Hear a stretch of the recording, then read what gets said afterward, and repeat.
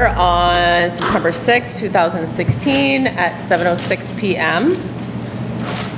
Thank you, Area 58, for filming tonight. And is there anybody in the audience that would like to be acknowledged or scheduled as a visitor tonight? Okay. Review and vote the minutes of July 7th, 2016. Has everyone had a chance to read them over? Make a motion that we approve the minutes from July 7th with one clarification on page 6 at the top. Instead of school lunch, it's school budget. Good point. Yep. Okay. This is the closeout, and we weren't closing out the school lunch. Must have been a heck of a lunch. I didn't want anybody to think we had a surplus of that in the school lunch. Good catch. Somebody, did you get a second? Second. No. Was there something else you wanted to further clarify? that was it. That Okay, was it. perfect. Okay, all those in favor of approving the minutes with Casey's amendment? Aye. Aye. Opposed, abstention? Okay. Signing of warrants, they've been circulated and all signed, I believe. Did you get them all back, Christine? I did. Perfect. This has got to be a new record. I know. It's Katie's responsibility.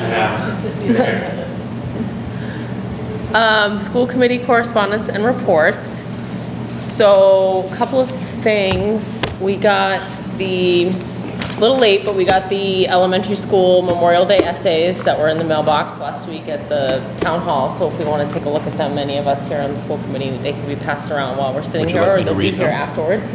Read them all out loud. This looks like a pretty decent stack in here, so yeah, so that's there. We also got a letter from the Massachusetts Department of Elementary and Secondary Education regarding the coordinated program review report of English language education findings. And Joy has given me the packet on it, which I'm going to take a look over, but as far as I know, they didn't find anything. Yes, So correct. it's good. Yep. I received 2 emails, one of which is a woman that's looking to send a flyer home with the kindergartners regarding a coordinated family and community engagement grant. It's basically trying to get children involved in reading, and there's a program entitled Raising a Reader that is scheduled for September 22nd at 10:30 a.m. in the Plimpton Library, and registration is open to all families in the Silver Lake Regional School District.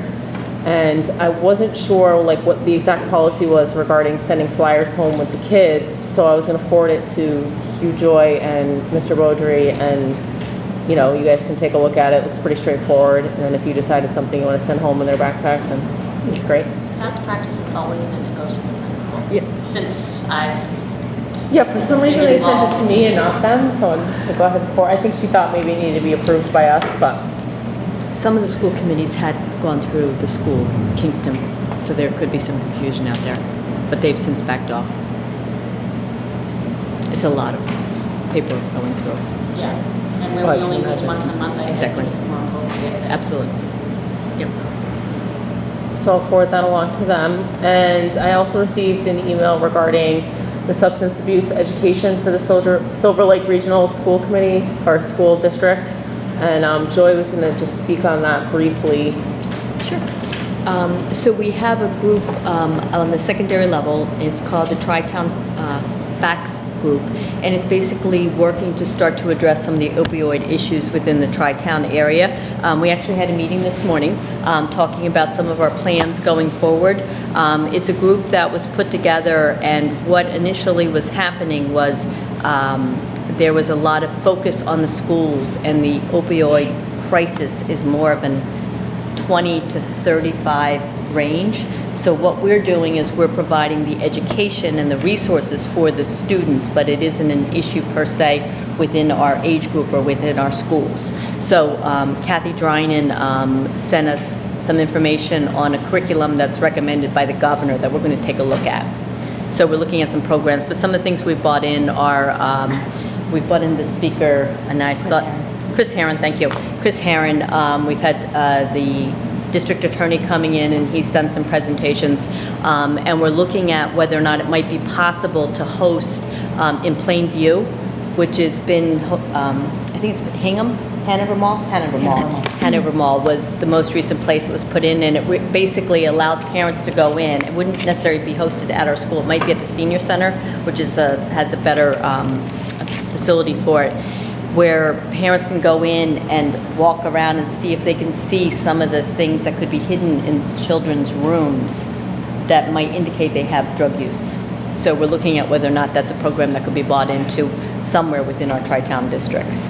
So just making parents aware, again, supporting the curriculum and addressing it, and just trying to make sure children have all the information available in terms of the impacts. Now, when you're talking about the education pieces and the speakers, I know that some of the speakers are at the high school and middle school level. Mhm. Are we bringing any of that down to our fifth and sixth graders? Is it something we want to think about? And it's a really fine line there. It is. It's difficult. Sometimes they can be appropriate for some of the younger age groups, and sometimes the topics just aren't yet developmentally. So far we have not had a topic that I would have recommended for 5th and 6th grade. Not that it isn't an issue for them, but more middle school, high school is when they seem to be able to hear it with a little more maturity and process what's going on. But we do have, programs within the schools that are taught within the health class. Steve Luisi, actually, we have health going in Halifax. Worked really hard to get that to happen. Really thrilled about that. Plimpton has the DARE program. Kingston has it within their health program. Yeah, there are districts that still have the DARE program. Yep. Very supportive of it. So, we work within what works within each town's budget, within each town's curriculum, within each school system. So, we have resources available, always keeping our eyes open for, options to make sure our kids have all the most up-to-date information. So, but that's basically it. Kathy Dryden was kind enough to share a curriculum she had learned about. So we'll take a look at that. The next meeting is September 14th. It's at the high school if anybody's interested, from 6:30 to 8. And it's called the Tri-Town Facts. Great, thank you, Joy. Good, thank you. That's something has a brain. That's it for correspondence and reports. Unfinished business, the energy efficiency projects. I thought we were done. Done. Okay. For now. For now, yeah. The project seems to be done. We will be paying for our portion of our utility bill, and the amount that just came through in our first bill is more than I was expecting based on information I previously had. So I have a lot more. I want to figure, because we went through. The amount we were charged was $1,433 on the most current. It started the July utility bill. When I saw that, I did leave a message for Charlie. I haven't seen him, I have not heard back yet. Let me know what you hear from him, because, we went back and forth with this so many times. I know. We going through the budget, making sure, I want to know what happened. Yeah, that will use up all of our savings. Is it quarterly? That's monthly.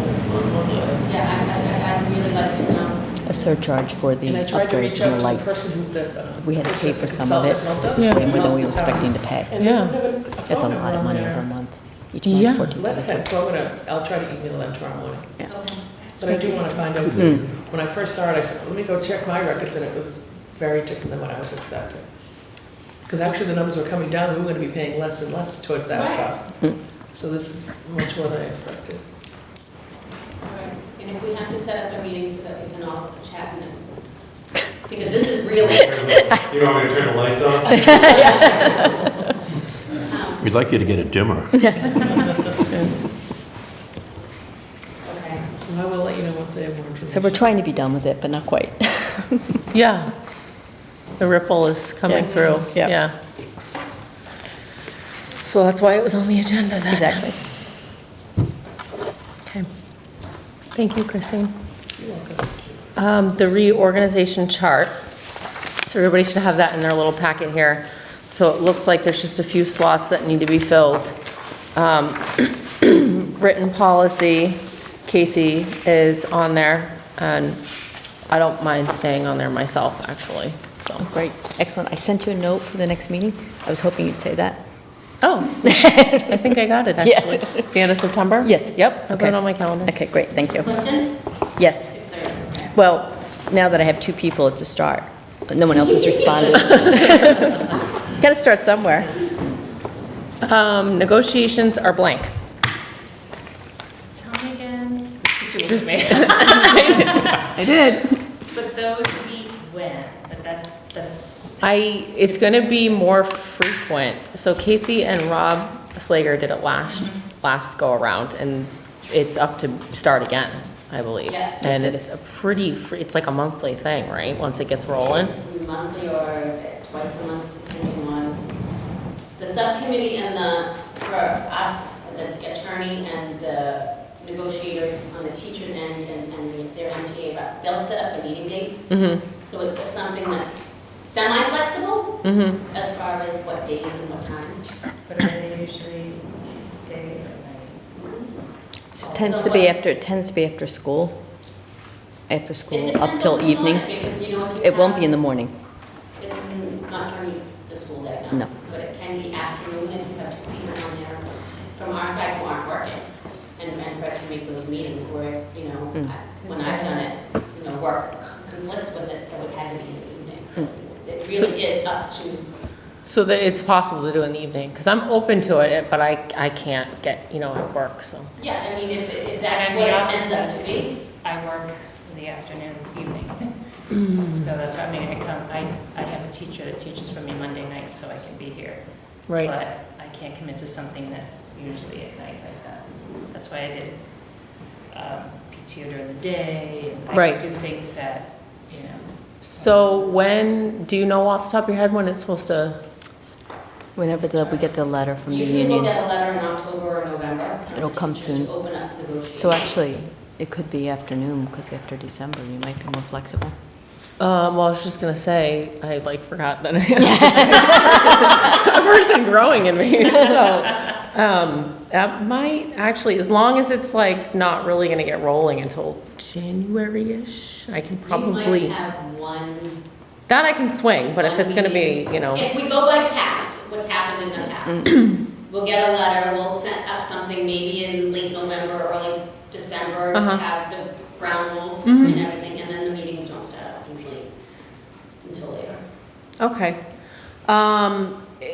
So, do you think it might be appropriate in this case to put 2 of us here and then maybe have a third person who's willing to kind of step in if things, I think, just considering the situation? Or does that get hairy, or, I just would hate to commit to it and then have something happen. The only thing I would caution is you cannot have 3 school committee members sitting in on the meeting, because any. At the same time, she means, yeah, but Yep, you mean but just. I just As an mean alternate. with, like, just a substitute in case something happens to the baby. As long Yeah. as there's not 3 people from our school committee. Right, sitting because that's with- quorum. Yeah. Exactly, and that's my only concern. Okay. Yeah, I'm willing to take on the beast Okay. if somebody's willing to play with me. You're gonna do it? Is that your way of saying volunteering? Will you pay me? No, With Okay. kindness and good looks. All right, so Summer and Bob, excellent. Casey want nothing to do with it. Casey is burnt out. I hear ya. Between the last 7 negotiations with Halifax and the negotiations with PAC, I have been in negotiations for 3 years. Yeah, I've had a 2-month break and like a little longer. yeah. That's So all. Kim or Linda, when are you willing to sort of sub in if necessary? Again, it's, it's just all about that. A timing issue? Yeah. Okay, So- you're talking about are you talking about a couple meetings? I'm just talking like, yeah, something happens and I can't physically get there, or I'll bring the bring wheelbarrow. Squirt with me. Yeah, I'll just bring my babysitter. Yeah, I don't mean like, on a regular I don't basis. want to take it on, I really don't want to take it on. I'm willing to be a sub if absolutely needed. Yeah. Because I understand where you are. Right. I really understand, but I'm not up to it, I'm going to be honest with you. I'm Okay. not up to it. So I will be a sub. Okay, I'll try not to call you. Emergency stuff. Yeah, we're talking very emergency. Okay. So, we need a bylaw person. Anybody? Again, when is that? I don't think did you guys ever meet? It's met once since Once. I've been on this committee, once. So if we just leave Kim on, I don't think we need to, yeah, I don't think we need to alternate. Just leave Kim. Kim, are you okay if we ever had a meeting? Okay, we'll just leave Okay. Kim. I don't That think we need an sounds good. alternate. What is that? I apologize. Well, Kim was the alternate, and so Just have we her don't be the really one. need an alternate because they don't meet that often. So we're just asking her if she could just sort of do it in case Yeah. it, in I case can't it remember happens. the last time we had a meeting. I think it was, It was about admin review, Review, and how we did the yep. chair, and that's the only time it's yeah, met. yeah, I don't think they'll meet In, in I don't even know how long I've been doing this, between Silver Lake and this. 10 years. This is your 11th year. I think you Okay, started yeah, with me. it's once in 10 years, which is pretty safe. It's a good one to sign up for. Yeah, Smart should have Kim. jumped on that. So sick leave bank, I've been on it for the last 2 or 3 years. That looks We've never pretty met. popular. Yeah. It's either a feast or famine with sick leave bank, it really is. Yeah. Well, okay, I'm willing to hang with that. Okay. Can I be an alternate again? Sure. All right, I'll be the middleman again. All right. Cool. Did it. Almost done. Youth and rec. Who was telling me? And that, is that And, just? and honestly, I feel like it's a one-person gig, and it's just talking with Nick Steele about what's coming up, dances, things like that are going on. But if for whatever reason Kim can't do it, it's just an I'll be alternative. the alt, I know It's just Dick. that I can't- You'll be the alt? Or something, let me know. Nope, Bob already snagged it. Oh, I was the alt last time, I didn't have to do anything, so it sounds good. Robert's the second. So what are we doing about building and safety? Are we just, That would kill that. Disbanded. we're gonna kill it? I would leave it. Yeah. We Just in don't case. have to fill it, but if something comes up, Right. we're gonna, Better to have it there than not. yeah. Okay, all right. It was done for me, right? Yep. Do you want to be a number 2 on that, Bob? Just because? You were made for that. Yeah, this is your bread and butter right here. Come on, Bob. Jeez. Sweet. Okay, done with that. Perfect. Moving along. New business. I don't have any. Anybody else? No. Okay. Oh. Just, I would like to make a request that for our December meeting, we invite the finance committee, the selectmen, the town accountant, and the town administrator for a discussion of the budget before we put it together. Oh my God, it's happening already. Casey, did you need to bring this up in September? Yes, because if I don't now, yeah.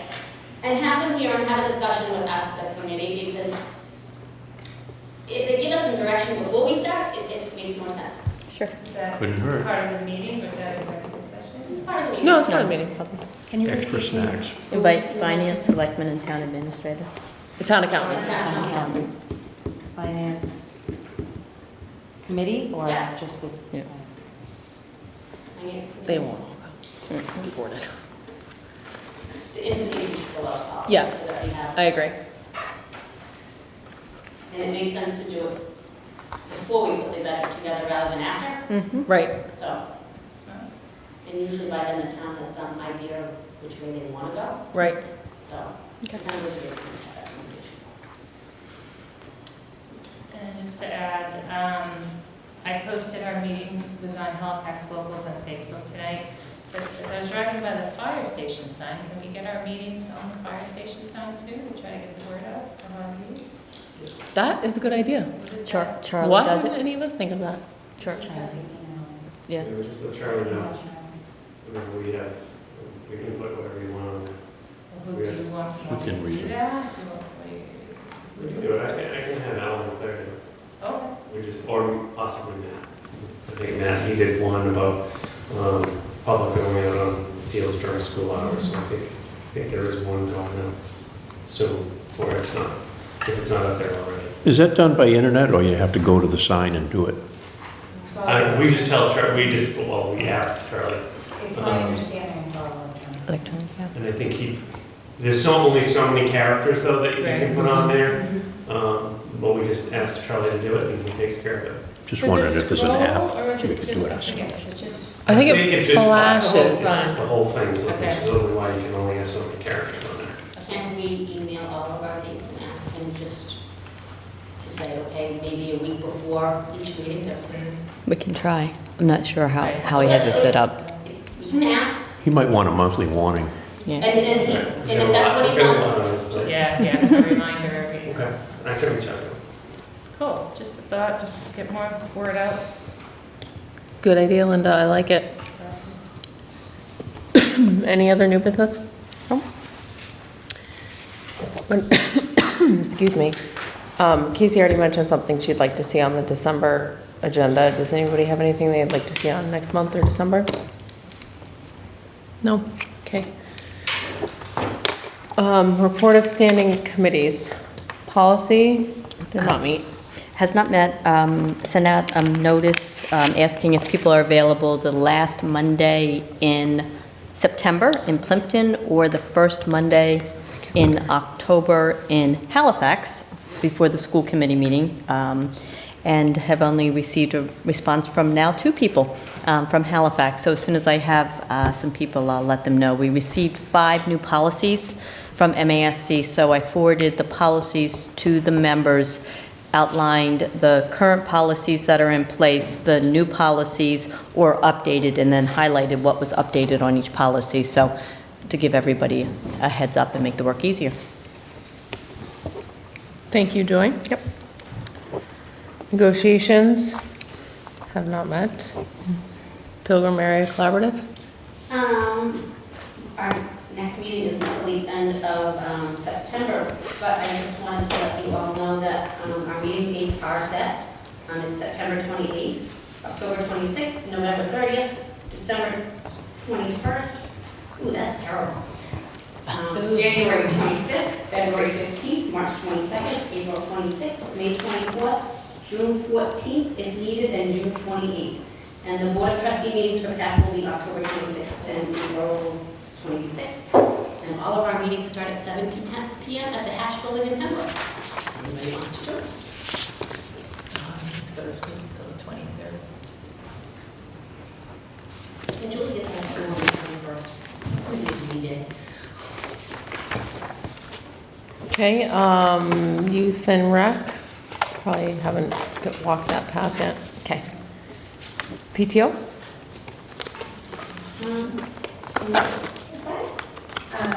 So the kindergarten social was run by the PTO on Tuesday before school started. It was a big success, of the turnout. Did a lot of volunteers getting out, so that was awesome.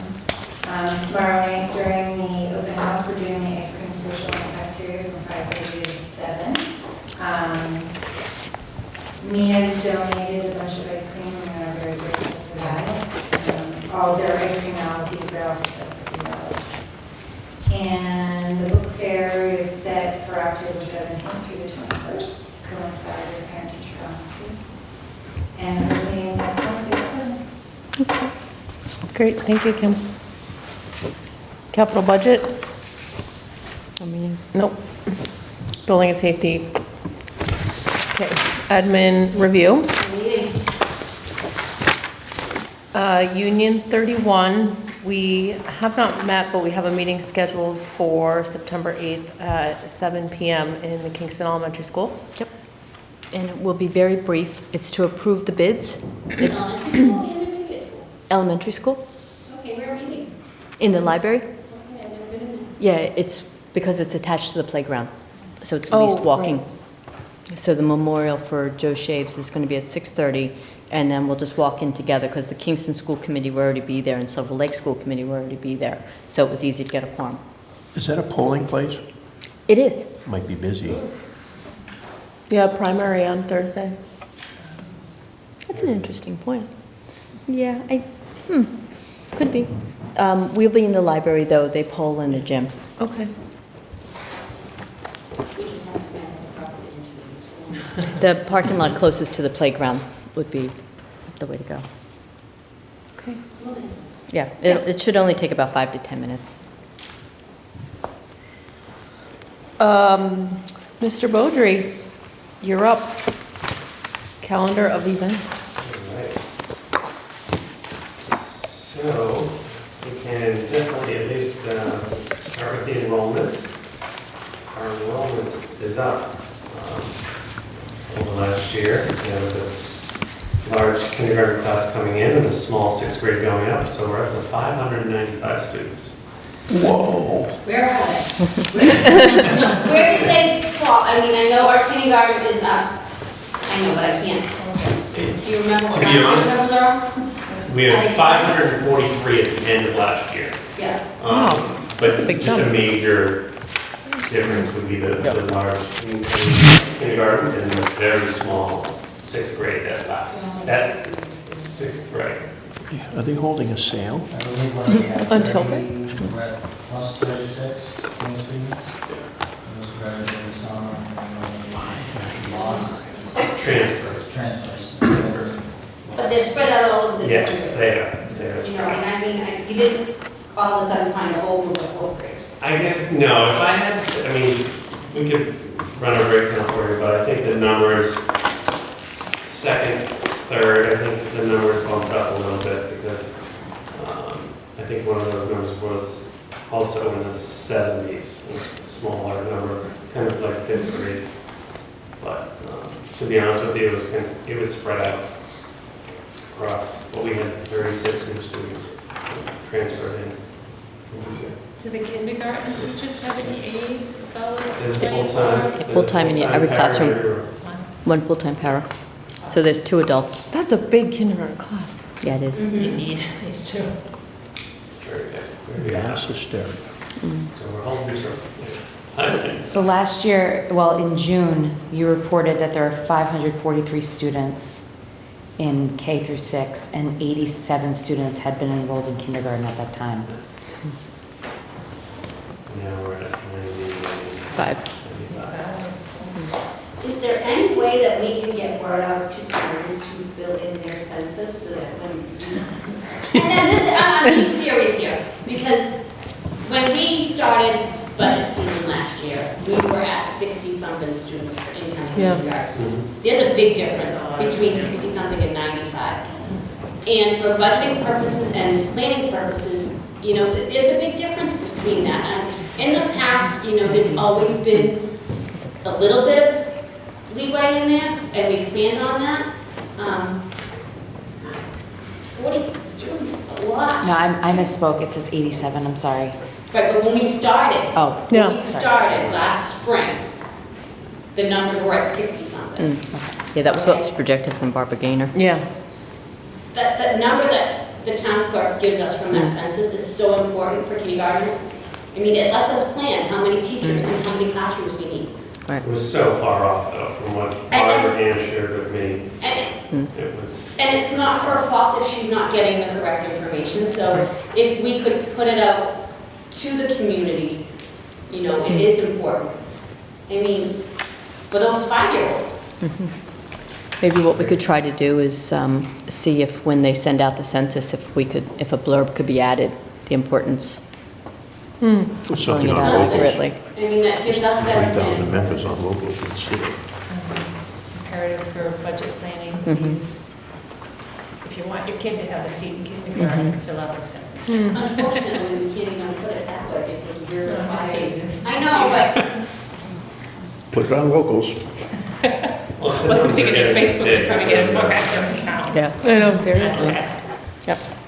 All right. so, we also just wanted to thank our custodians and our secretaries for pulling it together. They really did, they had a huge task of just getting the building clean, classrooms clean, supplies ordered, so I think we give them enough thanks on the task that they do to get the building ready for when teachers and students come in the door, so they did a wonderful job, did a lot of little side projects. So, huge thank you. Was that them? Thank you for that. I love the purple hallway. No, I haven't walked down there yet. I love that one too. Kind of looks like Joy's shirt. Quite a color. Shirt. It's quite a color. Yeah. It's a really, I walked down the hall and I was like, this really feels like no. Yeah, I was here on the first day of school, and this one little boy walked in and said, "It hurts my eyes." It was great. That's good. Yeah, so it was excellent. We got a lot of good feedback from it, so. Not only that, it's fun. Yeah, It's, absolutely. You know, rather than You don't feel like you're in an institution. It's like, the off-white, and there's nothing wrong with off-white, but we want this building to be a fun and happy place. Yeah, welcome. Yep. Yes, Warm. and we're moving in that direction. Excellent, well, yeah. We're always. If it was an institution. I'm going to jump down to the staffing. Just, I know that we've shared the staff that we've hired, the classroom teachers and the special ed teachers, but this year alone, we had 7 new staff members here on board. So Kelly Caniff, grade 2, Kristen Harris is a paraprofessional, Nora McCormick is Title I, Julie Mitchell, also Title I, Devin Morse, who we already mentioned before, for grade 2 as well, Kathleen O'Brien is paraprofessional, and Julie Robershop that we also hired. So there were just a few more names on there that we hadn't shared yet, and back when we met in July, June, July 10th. So welcome more to those new people, new faces. Opening day, I want to do the best, doing it the justice that I can. I actually wasn't here on opening day. My wife had a baby. Share that. Oh, really? Congratulations. So can we have some more details? You seem tired. That's a great reason. It was, the due date was in October, so the baby's early. Oh, wow. So, everyone's great. This is number 4 for us. So, we're- He's going for a basketball. so 5:30 that morning, we had our son. His name is Thomas Robert. We call him Trip. And all are healthy. So Mr. DeSantis really was, He's like, thanks, buddy. You did a great job. You did a great job. There you go. Yeah. So it was, but to be honest, the day ran very smoothly. It did. Everybody was there and Once the happy. students come here, they pull together, everybody knows what to do. So, Yeah. thank you. I No, don't know if I've said it enough. The staff is very influential. Yeah. It's a really good place. And Yeah. just what to do and where to be, so. And I had Chris's and Joey's help, they were down there, and as supporters, so it was good. People in the right way this time? I did. I'm sorry. We got a model. You got it. I had a year of practice. So again, it was a great opening. So, Yeah. lots of new faces, so we were excited. We did enough, and it was great. Well, at least we know the building can function. Yeah. Yes. It was good. No, so thank you for everybody, your all support. The water report, is that okay if I Yeah. do Yep. that? Yep, please. I would like you to. Yeah. So, just to follow up from our discussion back in July, we've been working with the water department in town to just kind of follow up with the tests that were done, that were posted in the newspaper. So we had Analytical Balance Corporation for Middleborough. They came out in the middle of August on the 15th. And they ran tests again on those areas that had been tested before. I have the report here. They were well below the limits that had previously been tested, and I can share this for you so you can take a look at it. And everyone's been signing up in a couple of other locations that were also tested. It's in August, so that's really good because the water hasn't been moving. Yes, which leads me to the next piece of it, is that, so we're working with the water department to, they're calling it a tap water bleeding program. I think Matt and the water department came up with that just to bleed the systems in 5 different locations during the vacations so that we can kind of flush out the system. So we kind of set up a schedule for that. So that's kind of what happens over the vacation months and during the summer months. So,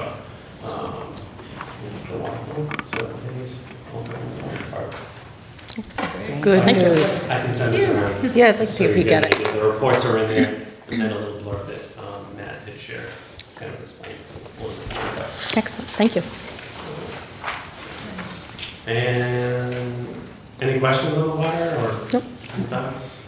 So when will they test again? It's supposed to be every 3 years. So what we did, this was an additional one that we did based upon Because you know, of the our other- earlier findings. Great, thank you. I think as long as we, well, it's my opinion, that as long as we keep up with, sort of this tap water bleeding Keeping the water production. moving. Yeah, I mean, if this is the result of that, then it should alleviate the problem. So, that's great. And Breakfast program started up on Wednesday, first day of school, a little slow, not many customers, but by day 3 we were at 11 customers, and today we were at 11 customers. Friday, 6 of those 11 were free, free and reduced program, and then today 8 of them were on the free and reduced program. So I think we have to do a little better advertising. We're going to do some, our art teacher was doing some making art enrichment lessons, making some posters the kids were, and she was making some posters for tomorrow night's open house to get the word out. Calendars went out. My walking 50 Twitter followers. Every tweeted it.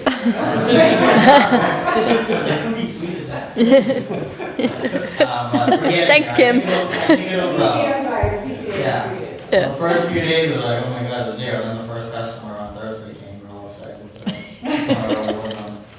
And then I wanted to so I speak think after once Brian's done. students know and go home and see the menu and see the advertising, it will pick up. Brian, somebody had a question? I'll be 51. What's your name on Twitter? Hey, chef principals. Can we send out a message to parents? We We have. did, we blasted out an email last We week. have. We sent a summer newsletter. Kane and I are trying to make more summer communication, we go on vacation, so we put it in a July newsletter. I think we could have pushed it more maybe the week before school. We could have put that blast out early, so. But we'll just continue to email and get it out somehow, so. And I can tell you from experience with Dennett, it took a while, Yeah. about a month, to sort of get kids into doing it, and it really built, and then there become some steady customers. And then one of the things that, and I don't know, do you want me to mention, or do you want to mention it? Go ahead. We actually received a letter from the Mass Department of Elementary and Secondary Education that we're newly mandated to offer breakfast. So our timing was very good. Tell them to take their mandate now. Yeah, because of our percentage of Did free they and give us reduced any lunch. Monday? No, No, then it is an unfunded mandate. of course it is, yep. And, Those are the best kind. Yeah, yeah, so, but we just received that, so our timing was good. We'd already planned on doing it, but we're actually mandated because of a free and reduced lunch. The students then, because the ESE told us. Yeah, absolutely. Have the buses been getting here by 8:15?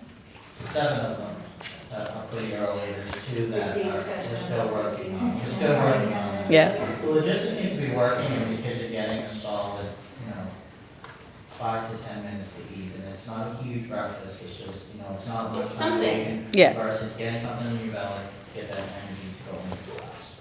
Yeah. And the data shows, the studies show that it's effective. So it looks like at least the small numbers right now, the kids that need to get that breakfast are definitely getting it. So I Spots just per million. see it continue to grow, so we see those numbers probably Parents are overwhelmed this time of year too with all the information. It just take a while for people to get settled into their schedule. And for the kids to learn what they need to do, so. Upcoming dates, open house is tomorrow night, 5:30 to 7. School pictures will be Thursday, along with the elections in the gymnasium. We're gonna try to block off that door, no entrance, at that music room. And probably some of the music students will go into the lock room, and keep that door locked all day, for safety concerns. PTO meeting September 14th, and then we'll be back here on October 3rd.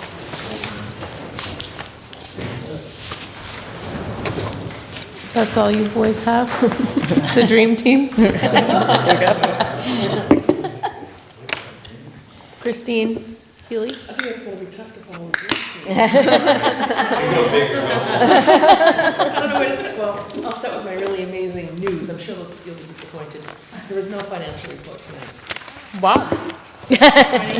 As you know, we have migrated to our new accounting system. Yeah.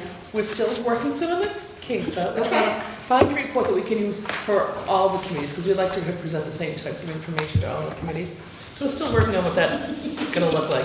We're trying to make it similar to what you've seen before, similar information at least. So we're still working the balance out of that. But I did want to mention that tonight we do have, in your package is a copy of a sample warrant, how it's similar or not so similar to what we had before. It's similar in nature because it has a lot of the same information, but one thing is our new system calls a warrant a voucher. But I think I'm still going to be calling them a warrant for a while until I can make that transition. But on the cover page, it notes the voucher number. The system only uses numeric there. It is not an alphanumeric field, so it'll only be a number that's there. With the voucher date, and then in the middle of the body, it has the total dollar amount, as well as down on the bottom of the cover sheet. And also on the bottom of the cover sheet, it does mention what type of fund it's coming out of, whether it's the local operating, or it's the grant fund, or a vocational fund. So we have a lot of the same information that we did have before. The one good thing is that on the cover page is where we have all the signatures. So you don't have to be flipping through anymore to find what that is. When you get to the second page, that is a summary of what you'll find in your package. That first summary is a summary by vendor, by account number, of everything that's included. So we did have that similar before, but previously it was just one long list, vendor name, amount. This is a little more information. And then the last piece, I noted as number 3, is actually a detailed listing of each and every invoice in that package. So if you want to go through, you can take a look and see what's listed there. One thing that you might notice is on the item that I'm called number 2, where next to check it says 0. That's because we no longer run the checks for the town of Halifax. The town of Halifax runs their own checks. What happens is tomorrow morning, the school brings over to the town hall. They'll start preparing them for payment, and then they will run their own checks on these warrants. So I just wanted to let you know what was happening with our accounting system and what was going on with that. Oh, one other thing I did want to mention. Last year, at the end of the year, when we were closing out, we had a couple of issues in the special education budget that were lingering, that we had not yet resolved. One of those items was for a student that had been placed in a local out-of-district special ed program. They came from out of state. Their home state placed them here. Their family ended up following, and the family fell under the guidelines of the Homeless Act. So we then became responsible for the tuition, even though the student had been placed here from out of state.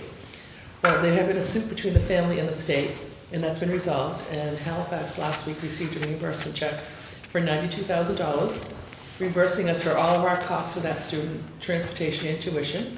And we are no longer financially obligated for that student. Their former state is financially obligated. Wow. So the town got Yeah. a refund check last week for 90. Let me just get that exact amount. Oh, I thought I put It was good news. it was $98,029 was the amount of the check. Nice. Yeah. Thank you. It worked out Yeah. nicely. Thank you Yeah. for the work that you put into it, and, Well, when we first heard about it, I think we were a little suspect. Yeah. It worked, Our yeah. special ed director submitted all the documentation they were looking for. We had a telephone call with them, and as of that date, the former state was taking over all financial responsibility.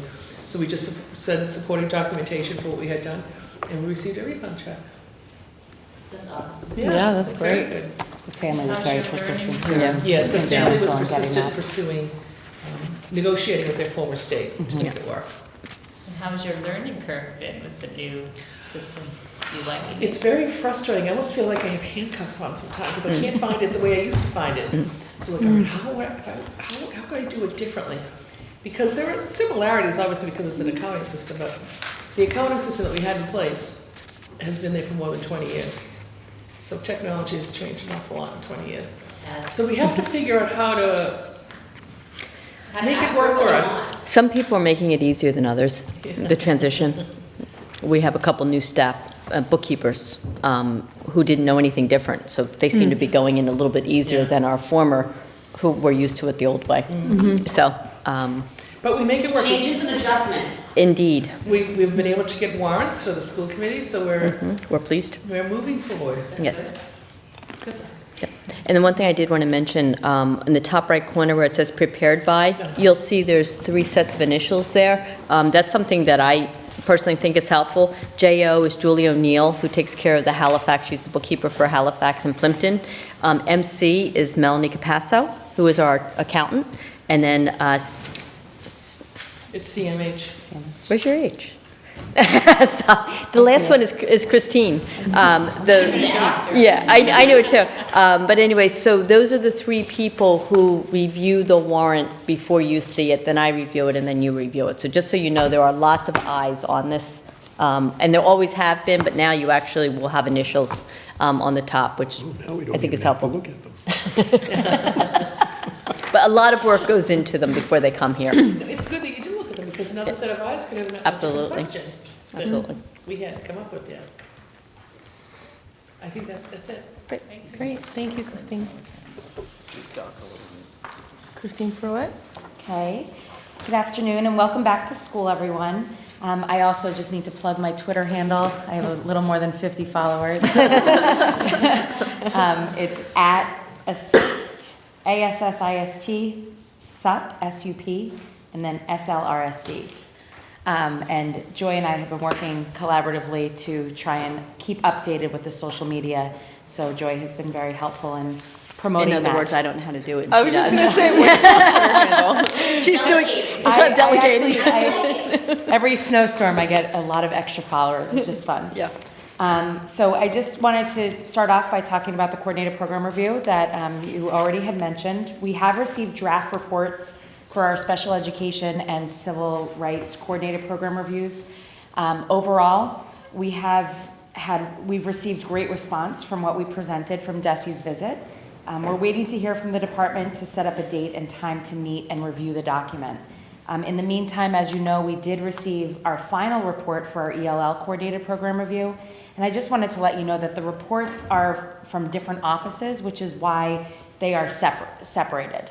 And we have no citations for the ELL, which is great news. And if anyone would like to see a copy of the ELL CPR, please let me know and I'd be happy to share that with you. As far as professional development, we are excited about our professional development opportunities for this coming year due to our teacher quality grant. We'll be hosting the Skillful Teacher course again through Research for Better Teaching. All teachers are asked to take a 3-credit course of our choosing within the first 3 years of their employment. Most often, Skillful Teacher is the course of choice, which provides common language throughout our classrooms and schools. Sometimes, if it's not appropriate for the teacher, like a school psychologist or an adjustment counselor, we may suggest a different course. We're also offering a workshop focused on English language learning. All teachers are required to have at least 15 professional development points in the area of sheltered English immersion. This workshop will fulfill that requirement as well as provide our teachers with high quality professional development. And 2 of our teachers within the districts are going to be hosting that course, and those dates will be available shortly. Also, a meeting with 3 separate groups once a month this year in an effort to maximize professional learning communities at the administrative level. Our principals and curriculum coordinators are going to be reading Grit by Angela Duckworth through our time together during our PLC meetings. Our assistant principals I will also be meeting with, and we're reading Lost at School by Ross Green during that time. It's focused on social emotional within schools. And as you know, we are piloting Responsive Classroom here at Halifax. How many teachers participated over the summer? There are 8 teachers that were trained, and that also was funded through the Teacher Quality Grant. And we continue to look for more classrooms and teachers to be trained over the course of the year. We're looking for more opportunities. What's the name of that one again? Sorry. Responsive Classroom? Responsive Classroom. Yes. It is a proactive social emotional tier 1 support for students, and it's based off of common language. It promotes really how to have innate responsibility of your learning and your behaviors rather than being rewarded necessarily for things. It's a really nice. Brian was trained in it through his previous district. And when Kane, Brian, and I and some of the teachers spoke last year, we thought that this was a better fit for Halifax rather than some of the other programs that are out there. So we're piloting it, we'll see how it goes, and hopefully become a school-wide responsive classroom school. And what's the goal? So social emotional learning is it's not new, but it's a focus that DESE has this year. recognizing that we really need to focus on the social well-being of our students. When we look at educating the whole child, we're not just focused on academics, but also understanding that there are social emotional needs within the classrooms that some students may have. Brian, do you want to give some examples of responsive classroom? I think today's child is very different from the children 20 years ago, even 10 years ago. So we had professional development on the second day of school. We had a great guest speaker, and she was talking about the modern classroom in 2016 and how different it looks now. Kids are coming in more anxious, anxiety-driven. So we have to kind of retool ourselves as teachers. You know, a lot of teachers haven't been to undergrad or graduate school in 20 years. So we constantly have to retool ourselves to see these different ways to teach these kids. The classroom looks different. And a lot of these kids emotionally aren't ready to learn academics. So if we don't tackle that aspect of it, they're not going to have a chance of learning. So I just wish that Desi would worry about why the kids are anxious. And I think some of it is on them with the testing and the pressure. So, I mean, that's getting off the subject there, but I think a good teacher kind of knows all that too. Anyway, when I'm wondering if the older teachers, experienced teachers. Veteran. Thank you. You know, like when you teach, I teach in the private sector, you start to understand the kid that needs extra attention and all that. So some of that stuff. no, but I think a lot of teachers instinctually are responsive classroom teachers. Yeah. I'm not saying that. They'll notice that they Right. learn I do this. And And there are majority teachers that are looking out for the well-being, the emotional well-being of the student. A lot of, Instinctual right. teacher. A lot of the training is, as Chrissy said and Brian said, it's common language. Yeah. It's, the kids get used to a style in the classroom. There's a morning meeting, when they walk in, they have a morning meeting where they might discuss, what happened over the weekend. It's not anything that necessarily takes a lot of time, but it's a sort of a greening. It's a safety. They know there's going to be an opportunity to share. There's going to be acknowledgement of what's going on in their life. All 4 kindergarten teachers took it, which is a great place to start. So we're just, particularly thrilled to sort of go from the ground up. It's a program that's been around for a very long time. I think first time I met Chip Wood, who originally sort of started it, it was 90, in the 90s. I don't know when it started, but. There's videos on YouTube also that you can watch that just share some of the philosophies of responsive classroom. Jessica Minahan was our speaker on one of our opening days, and her philosophy is very in line with responsive classroom. And it's a great opportunity. There's another program out there called PBIS. I was personally trained in PBIS. I think responsive classroom is more proactive rather than reactive, and I think that that's better for our students overall. And it's more ingrained rather than here's a reward for expected behavior. It's saying, well, that is expected behavior, and you just should be doing that. So it's a great opportunity, and I'm thrilled that Halifax is embarking on that journey. And there's lots of books that were purchased to support teachers. And if you think about too that a kindergarten child, yes, has that one teacher, but also goes to other teachers, and they all have common language around classroom expectations, and just is a better transition for them. So. And that language, if we adopt this, is going to go from grade to grade to grade. Exactly. Yes. Which will help alleviate some of the anxiety. And today's child is a lot different than the child 20 years ago.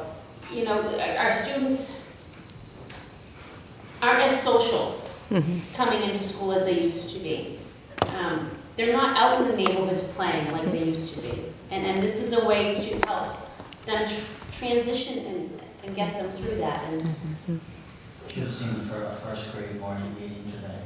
They didn't know how to shake hands, so I want someone how to shake hands and make eye contact. It's exactly what you're talking about. Yeah. The social aspect of making eye contact. Stop doing that. Yeah, Yeah. exactly. It is. It's just like if you were to just see that this morning, it's like, wow.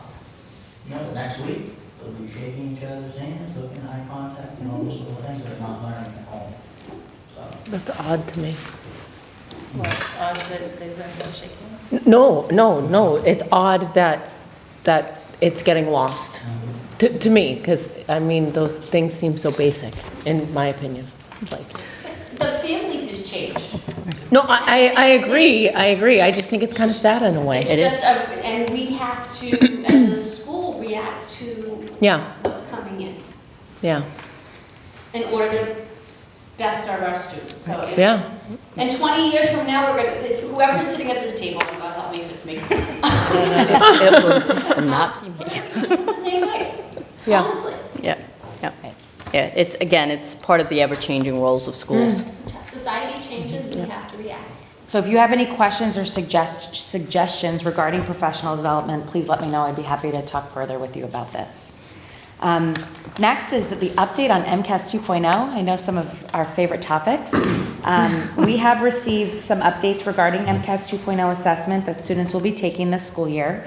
The first is that the number of sessions overall, as far as the way that Park was comprised last year, will be fewer. We still don't have the exact number per content area yet.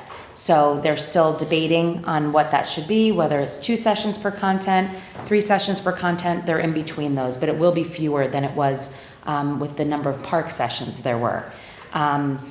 The testing. Sessions or sections? Sessions. So actual tests. Testing sessions, yes. Thank you. They also did say that they are generously timed, AKA untimed. In fact, when it says on the assessment calendar that they are generously timed. Joy and I listened to a conference call and we asked the question, because the commissioner said that they're untimed, and we pointed out that it said generously timed, and he said, well, how can you get more generous than that? so that they will be untimed, so that's good to know.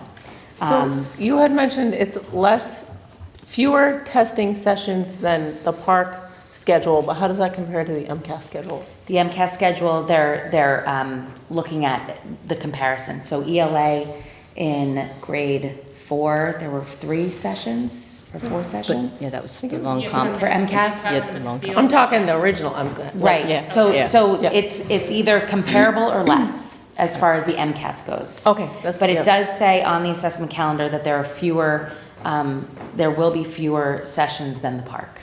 So the Park, there were quite a few. So MCAS, there were, it'll be probably comparable. Okay. Is that MCAS 2.0 is not going to be as disruptive to our school day as MCAS? No. No, as Park. As Park. It, Well, the- 2.0 is supposed to be better. I'm going somewhere with this. I am. Right. So I'm just sharing with what's 2.0 reported. Says it's supposed to be an improvement on MCAS, Mm-hmm. okay? Having been through this numerous times, MCAS is a total disruption of a school day in a school building. all the testings are, It All is. testings are. yeah. So is 2.0 going to be better than the original MCAS? I'm not worried about what part. It depends on how you define disruptive, Casey. Whenever you test a grade level, Yeah. the whole rest of the school has certain things that have to happen. We have to be quieter, we have to watch the hallways, the number of visitors in the buildings. The problem is that at this point, we don't know how many sessions there are. There will either be 2 or 3 per topic. When they're untimed, the good and the bad of that is most children will fit within the normal time frame, but you will have some children who maybe are anxious children that, we've been talking about some of the social media, who may just sit there for hours and may spend the whole day. So it depends on how you define disruptive. And are we still testing 3 through? Yes, Absolutely. We haven't, Yeah. and it hasn't gone down to It has low. not gone down. Okay. The other thing too with is it an improvement? I do believe that it is an improvement as far as what's being tested. It's more updated, it's more current to meet our current frameworks, where the traditional MCAS focused on previous frameworks. So this is more in line with, this is more of a true assessment to what our teachers are actually teaching in the classroom today. The other update was that the testing window will be from April 3rd to May 26th. We're not planning dates yet because we're not sure of how many sessions there are yet. And as part of the transition to statewide computer-based testing that was announced in June, students in grades 4 and 8 will be expected to take computer-based MCAS, ELA, and math tests in the spring, and that is throughout the Commonwealth. Is it There- cloud computers? There will be some exceptions, as they did note in the commissioner's report, as they are working with districts on that. We're very fortunate because we have the capacity to do that. In fact, that was one of the benefits of piloting it last year in the other towns, because to do the computer-based testing, because we've really worked out the kinks, and we feel really confident as to what we can duplicate here at Halifax as well. So Steve Pello, the tech team, myself, Joy, will be working with Brian and Kane to ensure that that's a smooth transition. But we do have the capacity, so we're very, very fortunate. But it did say that, in the commissioner's report, that there are exceptions, of course.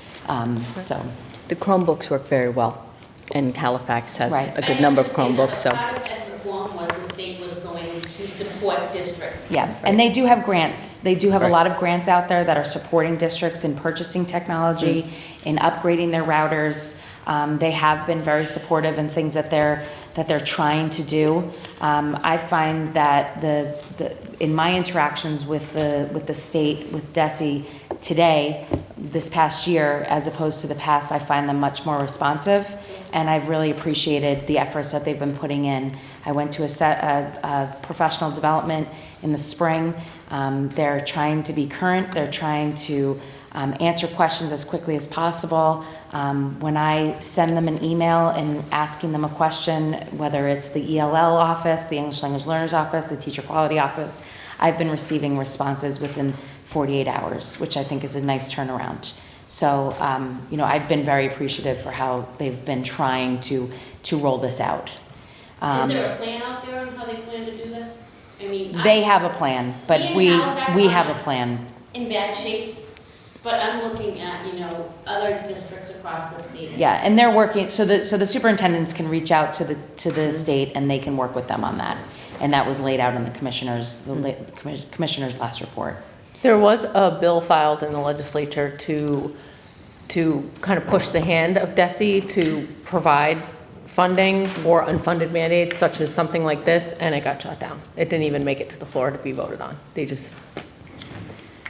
So it was a technology bill to fund these things, and they wouldn't even look at it. So I also want to just note that we do currently have unofficial MCAS results from this past year. However, they are embargoed, and they're not available for parents at this time. So families should be expecting results to be sent home towards the end of the month. So hopefully that embargo will be lifted within the next couple weeks. Can you let us know, send us an email when that embargo is lifted, so that those of us who enjoy actually delving into that information? Yes. I know I'm sick. It's something I've always done. I just wanted to make a comment, a couple things that I think, they just awarded the company the contract in August. And they want our kids to take this test this spring. And so that's my first complaint. And the fact that we went from MCAS, and then PARC was introduced in some places. And PARC started with about 26 states, and now it's down to 7. Mitchell Chester had all his forums asking people's opinions, and there was a lot of backlash about PARC. So it was down to the pressure, what's he gonna pick, PARC or MCAS? And he came up with MCAS 2.0, which I think is a very misleading name, because he's been quoted saying that the MCAS 2.0 test will be 75 to 90% PARC. And I think he should have called it PARC 2.0, not MCAS 2.0. I think it's very misleading, and I want people to know it's not new MCAS. It's PARC with the little MCAS thrown in, and it's a requirement for grade 10 to take it, but parents have the right to opt out if they don't feel good about this test. I just think that it's rushed, it's misleading, and I'm just not happy about it. I will tell you that our, oh my gosh, I just lost my train of thought. I'm sorry. Well, let me It just ask you totally a slipped through question me. before it goes back to you.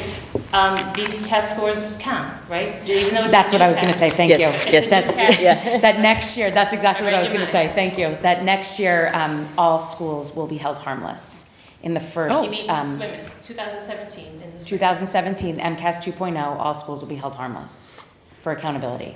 And then, so they're gonna keep tabs of it, but it doesn't affect the school ranking. That's what held harmless means, right? Like, the kids are gonna know what they got for scores. Yes, Yes. yes. But the schools don't go up or down. In their Correct. levels. In their levels. Yes. Yes. And then, do you know the 10th graders, are they have to pass MCAS 2.0 to graduate, or they still have another year? And one more year for So it's MCAS. the current ninth graders Mhm. will be transitioning to the new assessment. That'll be their graduation That's requirement. my understanding. But I if they end up- believe the legislature has not voted to require they pass MCAS 2.0 in order to graduate. As far as I know, they have not made that, as it still stands, they need to pass MCAS. So it hasn't been officially. Right, so it's, yeah, I'm sure it's gonna happen, but I mean, as of right now, I believe that they have not taken that vote in the legislature. And you don't have a crystal ball, but in 2018, are all grades 3 through 6 gonna have to be on the computer? So they actually, it is addressed in the commissioner's report. Good thing I read this today. They said that this year it's 4 through 8. Next year, they're going to suggest that it is 5 and 4 through 8, 5 and 7, and then the last year suggests 3 and 6 to do that transition in. That's what it was. I know 3 and 6 were last, 5 and 7, and 4 and 8. So, I'm sorry, so. So this year they're saying grades 4 and 8 will be on the computer. 4 and 8, not through 8. Okay. 4 and 8, I'm 4 sorry and if I 8, misspoke. okay. Next year, they're going to add in, next school year, they're going to add in 5th and 8th. But that'll be I'm sorry, the- 5th and 7th. And then the last year, before they have 100%, they will transition in 3rd and 6th. So then they will have 3rd, 4th, 5th, 6th, 7th, and 8th. So 4th and 8th, 5th and 7th, 3rd and 6th. So, as, if I understand, as of right now, in the elementary school, they have a computer class as an elective once a week, but we do not teach typing per se, is that correct? It's part of the in third grade is where we sort of do the focus on typing. But it's, I mean, having a 6th grader, I know that she types like this. Okay. No offense or anything, Karen, I love you, but it's, my concern is, are they going to be proficient in typing when they have to write a composition or a response to an essay in a year? I mean, that seems a little Talk about stress. harsh. Yeah, talk about anxiety levels. Yeah, no, it's a legitimate concern. I mean, I can get the whole, maybe, I personally couldn't take a math test online because I need to do it out, but I get the, you put in a few numbers when you get the answer, or you pick A, B, C, or D, but writing like a composition response as a 3rd, even a 4th, even a 5th grader, that they haven't had like a significant amount of typing practice, it's got to be brutally painful. We have the information technology with John Troy in the library. They use some computers. But if you remember when Pam Kearney came in with Judy Trotsky, and remember the reports the kids put in, they all did them on the Chromebooks. They all. Oh, I'm so- sure, and over that's the course part of a week. Right, but what I'm saying is that's how we're sort of building our children's capacity to type, is it's being used more within the classrooms on a more daily basis. So the kids are having the experience and it's becoming more the routine. Our children, at least from what I understand from the teachers, prefer to do the typing than the handwriting. Most all of the kids prefer to, do the reports on the computer. They can, they can type it. If there's a mistake, they can, correct it without the erasers. Yeah, no, I get that. I just know it takes a speed- very long time. Yeah, it does, and I Very think long time. hopefully their speed it gets better over time. Some of the teachers have used typing as one of their goals. I know that, I've seen some of the different teachers have used, increasing the students' skill set with it. There's a lot of work that goes with it. You're absolutely right. Yeah. And it is a different kind of skills. What our kids are really good at is anything with thumbs. And it's not always easy to get them to use all their fingers. Yeah. But I mean, they're incredibly proficient on if you've ever watched a student texting, I mean, it's astounding. It's just absolutely astounding to me. But, to actually use all their fingers. Text type faster than they can type. Right. They Yeah. action. I just remember when I was a kid, we had computer, I didn't have to look, I still Text don't. faster Right. than someone who can type well.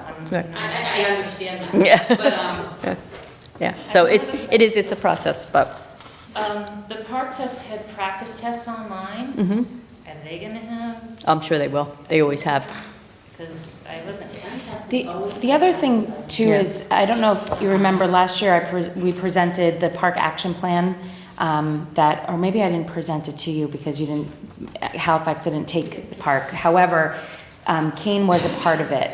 We included Kane in any conversation we had about preparing the students for the park assessment. And one of them was, with the curriculum coordinators, we designated specific goals for the number of online assessments that children would take within a month or within a unit, depending on what the area was. And the teachers all reached those goals, and it was here in Halifax as well. So even though they didn't take the park, they still participated in that, knowing that the future of assessments really is this online immediate response assessment. What's very beneficial is, as a teacher, being able to provide a quiz or a test and being able to see immediate answers right away. And you can, you don't have to sit there and take the multiple choice test home because it comes up automatic graphics using like Google Forms or something of that nature. And it's more immediate, and you can then transfer your instruction to match the needs that you see within the It's just that within the some class. of those scrolly things weren't working on the park test I took, and it's just Yeah. adding a whole level of not testing the kids on what Yeah. they were knowing. But you would have been really pleasantly surprised to see the success that the students had with the online assessments. I mean, I know if I sit down to take a test online, I also, just like Summer had said, I need to write it out because that's how we were trained. That's how we're, even when even when I get a book, I still want the actual book, but my son takes it off of his Kindle, or his tablet. Like he would rather read on the tablet, and I need the book in my hand. It's a different generation, and my other son definitely needs the book.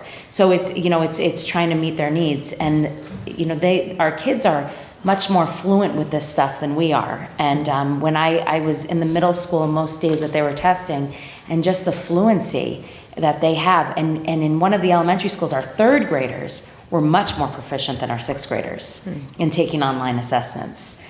Because they have had it from the younger age, where the sixth graders had been taking some of the paper pencil tests. So, I think that sometimes we have to have faith in the process, and I've been really surprised and pleasantly surprised. And when our results become unembargoed, you also will be pleasantly surprised when you see some of the district data as well.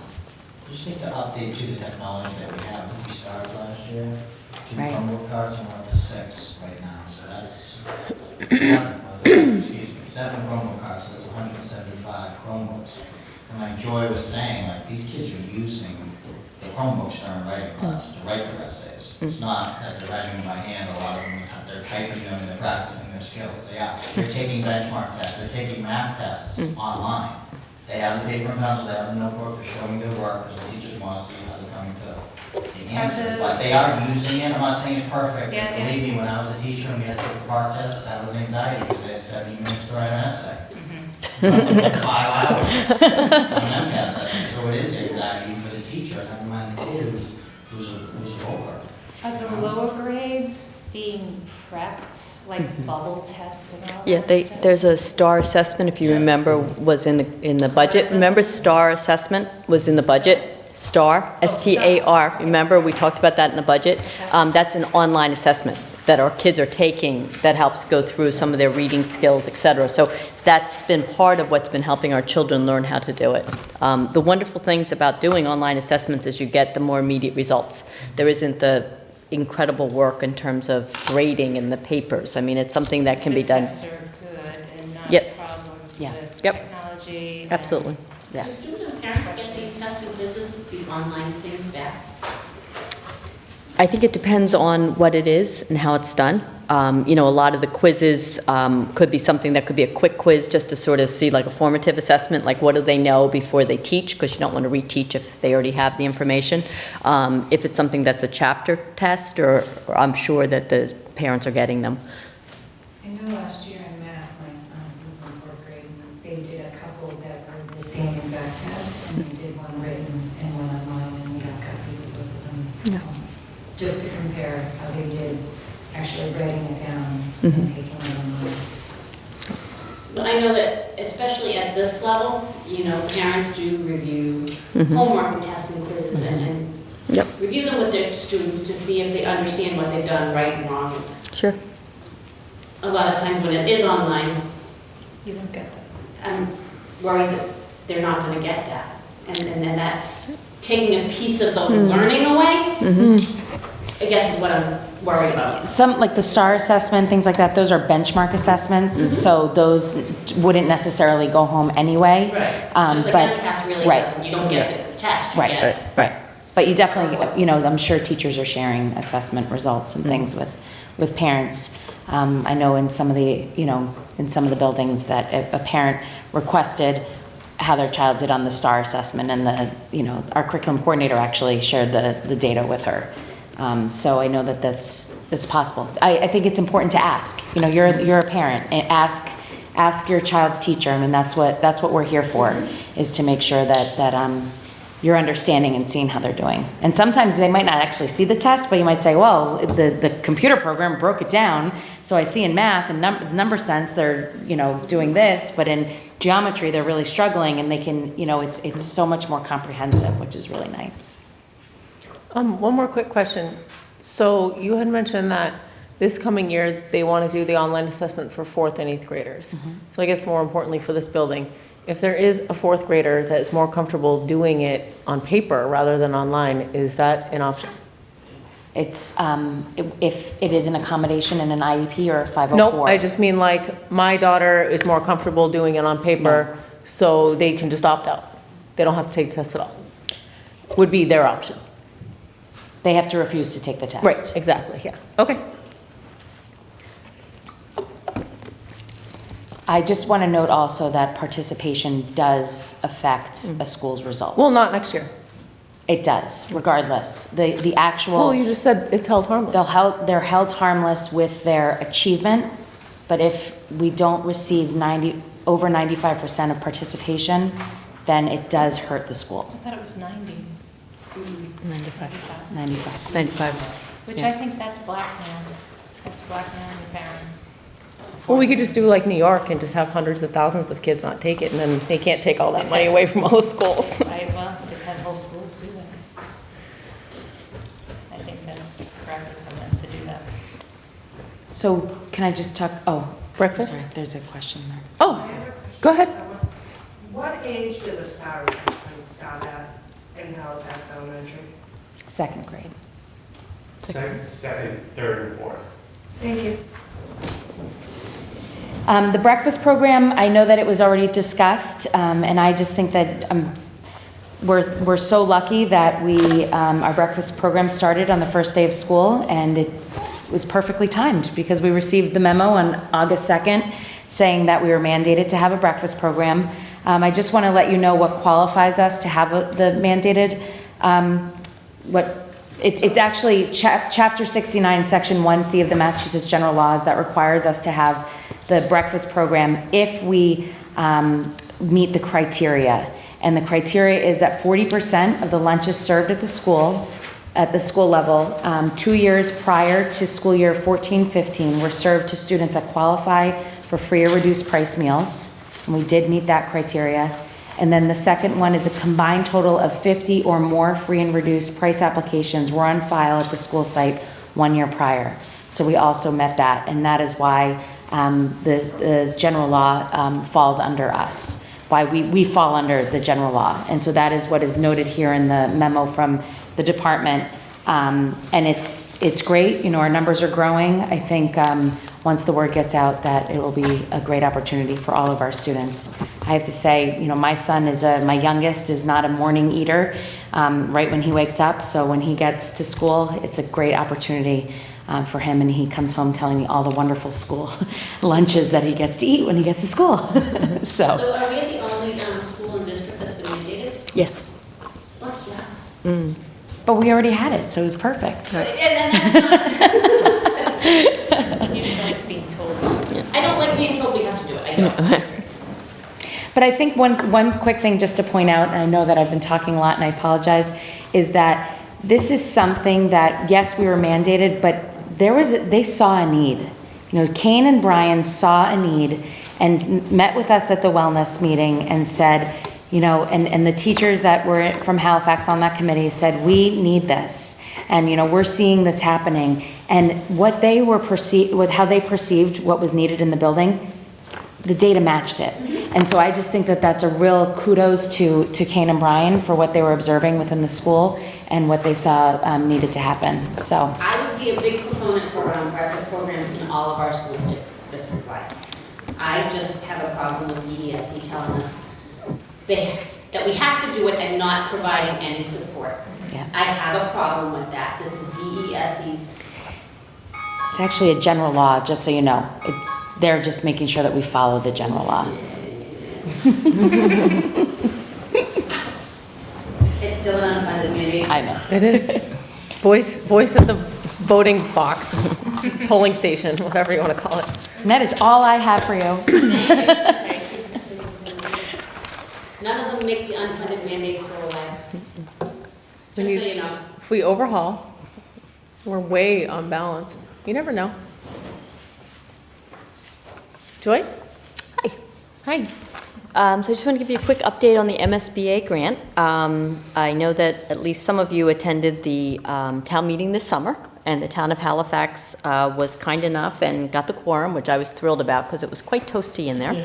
And the quorum was 100. It was very toasty in there. There was not any discussion or concerns at all, and they voted to support the beginning stages of the MSBA grant.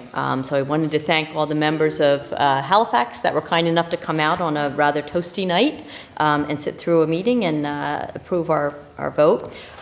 There were also 3 things that were due for the MSBA grant, 2 of which had already been submitted, but I resubmitted them. And so we met that. And then there was a rather lengthy maintenance and facilities form that had a lot of tabs and required lots of information, and I've learned more about building projects than I ever wanted to know. But I met with Kane and Brian and Matt Durkee over the summer. I had written everything up I knew how to, and then they helped me fill it out a little bit more, and Christine did her page, and then I went over and sat with Charlie and we did his page. So it was submitted on time, and I received an email back on Friday, August 26th, that says thank you. An assignment of your consultants is pending the review and approval of your maintenance and capital planning submission. So assuming that the verbiage we came up with meets their approval, we should be all set. So we're excited. We have not heard back from them yet, but I'm looking forward to being assigned a project manager. So full speed ahead. Just keep us up to date. Absolutely. How long it will take to get back to you? None whatsoever. None whatsoever, but they're on a very quick timeline, I have to tell you. So I'm guessing within the month. I can't imagine it's going to take any longer. So I'll keep you posted. On opening days, I just wanted to say we had a great opening of school. We changed around how we did the opening this year a little bit.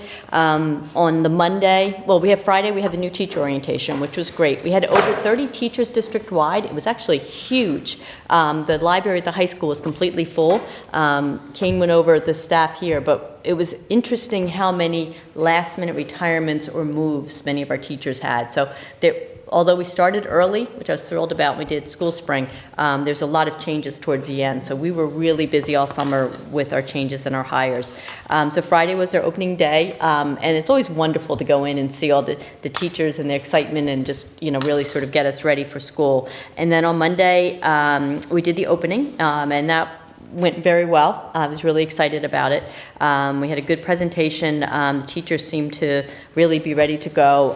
One of the things I talked a lot about was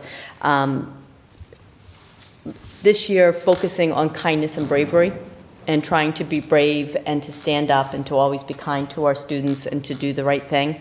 And it seemed to really resonate with the teachers. And I showed a video of a long-term educator, Rita Pearson, just a quick 7-minute TED Talk that I think really hit home also, and talked about some different instances of where I thought there were certainly people were being very kind and brave in what they have done. And that went very well. And then on Tuesday, we had Jessica Minahan come in, who is an excellent presenter. She's wonderful. And she spoke for about 2.5 hours. Held pre-K through 12, about 400 to 500 people in the auditorium, actually probably closer to 500 because we brought all our paraprofessionals in. And she really talked about, as Brian mentioned, sort of the new dynamics of a classroom. And over 50% of students in classrooms now have some sort of issues. You know, that it's no longer like your typical student. You know, there's about 30% that may have some sort of anxiety issues, ADHD, autism spectrum, emotional issues, learning disabilities, where our teachers aren't prepared coming out of colleges anymore. You know, she asked the question, you know, how many of you have taken a class on behavior management? It's either 0 or 1, which is one of the most important roles of teaching. So our colleges aren't really preparing some of our students, right? If you can't have the ability to keep your students' attention, it's very difficult to teach. The issues of classrooms, you know, how many special education classes have you taken? And so she went through that. She presented strategies to help students, and really laced with wonderful stories and a lot of humor. It's really astounding to me to watch. I'm just so impressed with somebody who has very minimal slides, very minimal, you know, special effects, just talked for 2.5 hours and told those kind of people's attentions for that long, and everyone wants her back.